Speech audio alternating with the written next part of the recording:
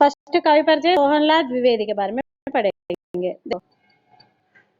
कवि कौन है? कवि फोटो देखो, सोहनलाल द्विवेदी जी है। सोहनलाल द्विवेदी गांधीवादी रचनाओं के कवि माने जाने वाले सोहनलाल द्विवेदी। गांधीवादी यानी गांधी जी के आचरण करने वाले कार्य को सोहनलाल द्विवेदी, उनके रास्ते में चलने वाले सोहनलाल द्विवेदी का जन्म कब हुआ? 1906 में हुआ। 1906 में हुआ। इनकी मुख्य रचनाएं देखो, भैरवी, पूजा गीत, सेवाग्राम, प्रभाती। भैरवी, पूजा गीत, सेवाग्राम, प्रभाती, युगधारा, कृणाल, चेतना, बांसुरी तथा बच्चों के लिए दूध बताशा। याद रखो, बच्चों के लिए क्या है माँ? दूध बताशा। सोहनलाल द्विवेदी ने बच्चों के लिए क्या लिखा? दूध बताशा आदि कविताएं लिखा। इनके रचनाएं, इनकी रचनाएं राष्ट्रीयता और मानवता की परिचायक है। राष्ट्रीयता यानी देशभक्ति। और भारत सरकार इन्हें क्या दिए माँ? 1969 लिख लो, 1969 1969 को 1969 बोल के लिख लो माँ। वहां पद्मश्री दिए, पद्मश्री पुरस्कार से सम्मानित किया, सम्मान से सम्मानित किया। क्या पुरस्कार मिला सोहनलाल द्विवेदी जी को? पद्मश्री पुरस्कार से सम्मानित किया। इनका निधन हुआ 1988। याद रख लो, ये ना 1906 में उनका जन्म हुआ, निधन क्या कि 1988 में हुआ।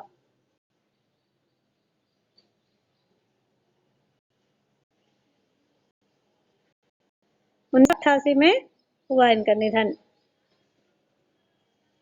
अब फिर भी एक बार पढ़ो। गांधीवादी रचनाओं के कवि माने जाने वाले सोहनलाल द्विवेदी का जन्म 1906 में हुआ। 1 से 10 बार सुनो, बस आ जाता तुम्हें। बिना देखे लिखो एक बार। इनकी प्रमुख रचनाएं है भैरवी, पूजा गीत, सेवाग्राम, प्रभाती, युगधारा, चेतना, बांसुरी तथा बच्चों के लिए दूध बताशा आदि। इनकी रचनाएं राष्ट्रीयता और मानवता की परिचायक है। भारत सरकार इन्हें पद्मश्री से सम्मानित किया। इनका निधन हुआ 1988 में। 88। अब देखो पद्य देखो माँ। पर्वत कहता शीश उठाकर तुम भी ऊंचे बन जाओ, सागर कहता लहरा कर मन में गहराई लाओ। पर्वत क्या कहता है? देखो, फिर भी पर्वत कहता शीश उठाकर तुम भी ऊंचे बन जाओ, सागर कहता लहरा कर मन में गहराई लाओ।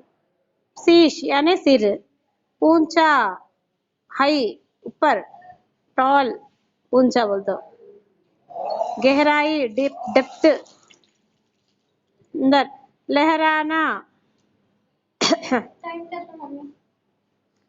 To ripple. अब देखो, प्रकृति की सीख कविता के कवि कौन है? पहले हर एक पाठ में आने के प्रश्न हो, उनका कवि का नाम लिखना, उनके बारे में पहले बताना माँ भावार्थ में। वे कहते हैं कि प्रकृति के कण कण में कुछ संदेश छिपा रहता है। प्रकृति के पाठ पाठ में क्या है? एक मैसेज रहता है। उन संदेशों से हम अपना जीवन सफल बना सकते हैं। पर्वत हमें सिखाता है, क्या सिखाता है? अपना सिर उठाकर मुझ जैसे यानी पर्वत जैसे बन जाओ कहता है। अर्थ है कि सबसे ऊंचे स्थान में रहना, ऊंचा रहना महान गुण है। यानी सद्गुण कभी सबसे ऊंचा रहता है, सद्गुण वाला।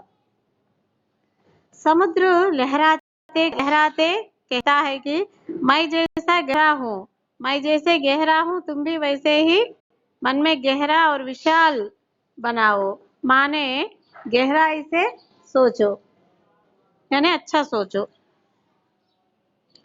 अब देखो, समझ रहे हो क्या कहती है? उठ उठ गिरकर तरल तरल, भर लो अपने मन में मीठे मीठे मृदुल उमंग।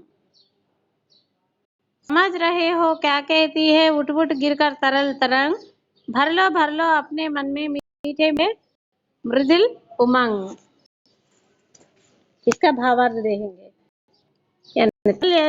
तरल का अर्थ क्या है? फिकिल। और तरंग, तरंग वेव, तरंग का अर्थ क्या है? वेव। तरल फिकिल। भरना टू फिल, भरना टू फिल। मिडिल सॉफ्ट, उमंग एम्बिशन। अब देखो कवि कहते हैं, कौन कवि? सोहनलाल द्विवेदी जी ने। समुद्र के तरंग उठ उठ गिरते हैं, क्या तुम समझ रहे हो वो क्या कह रहे हैं? वे कहना चाहते हैं कि अपना दिल में मीठे कोमल आशाएं भर लो, क्योंकि आशा को सफल करने के प्रयत्न जरूर करते हो। पृथ्वी कहती धैर्य न छोड़ो, कितना ही हो सिर पर भार। नभ कहता है फैलो इतना, ढक लो तुम सारा संसार। पृथ्वी कहती धैर्य न छोड़ो, कितना ही हो सिर पर भार। नभ कहता फैलो इतना, ढक लो तुम सारा संसार। पृथ्वी यानी भूमि, धरणी, धरा आदि। भार यानी वजन, बोझ, बर्डन, रेस्पॉन्स। और नभ आकाश, आसमान आदि। फैलना, फैलना यानी टू स्प्रेड, ढकना। अब देखो, धरती हमें हमसे क्या कहती है? जितना बड़ी जिम्मेदारी तुम्हें पूरी करना है, धैर्य के साथ पूरा करो। अपना जिम्मेदारी क्या है? पढ़ना है, उसे धैर्य से और किससे पढ़ना है? अभ्यास से पूरा करना है। आकाश कहता है कि, क्या कहता है आकाश? मुझ जैसा पूरा फैलो। मैं कैसा पूरा स्प्रेड होके हूँ कि मैं पूरा कैसा फैल हुआ हूँ कि फिल हुई होंगी, वैसा सारी दुनिया में भर लो। और माने महान बनकर सब पर ऊपर दिखाओ, महान बनकर सब अपना प्रभाव दिखाओ, सब पर अपना प्रभाव दिखाओ। महान बनना एक महत्वपूर्ण काम करके महान बनो बोलता है पृथ्वी और नभ। समझ गया ना बच्चों? अब एक बार कविता का सारांश भी पढ़ेंगे। देखो, प्रकृति की कविता का कवि सोहनलाल द्विवेदी जी है। अपनी अमूल्य रचनाओं से हिंदी साहित्य के प्रसिद्ध हुए हैं। उनकी प्रमुख रचनाएं हैं सेवाग्राम।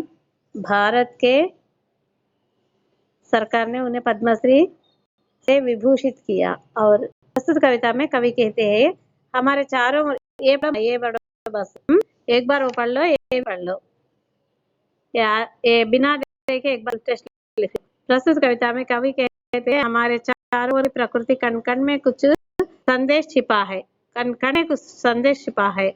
उन संदेशों का आचरण करने से हम अपने जीवन को सार्थक सफल बना सकते हैं। पर्वत हमसे कहता है, तुम भी अपना सिर उठाकर मुझ जैसा ऊंचे बन जाओ। अर्थ है कि ऊंचा रहना महान गुण है। समुद्र कहता है, मेरे जैसा गहराई विशाल बनो, माने गहराई से सोचो, अच्छे सोचो। और समुद्र में चंचल तरंग उठ उठ कर गिरते हैं ना, क्या तुम समझ सकते हैं वो क्या कह रहे हैं? उठकर कहना चाहते हैं कि तुम भी उनके जैसे अपने दिल में मीठी और कोमल आशाएं भर लो, क्योंकि आशा को सफल बनाने का प्रयत्न जरूर करते हैं। धरती कहती है, चाहे जितनी भी बड़ी जिम्मेदारी पूरी करनी है, धैर्य के साथ पूरा करो। और आकाश कहता है कि मुझ जैसा पूरा फैल सारी दुनिया को ढक लो, माने महान बनकर सब पर अपना प्रभाव दिखाओ। समझ गया ना बच्चों? प्रकृति का सीखा आज जरूर सीखना, 1-2 बार होमवर्क भी।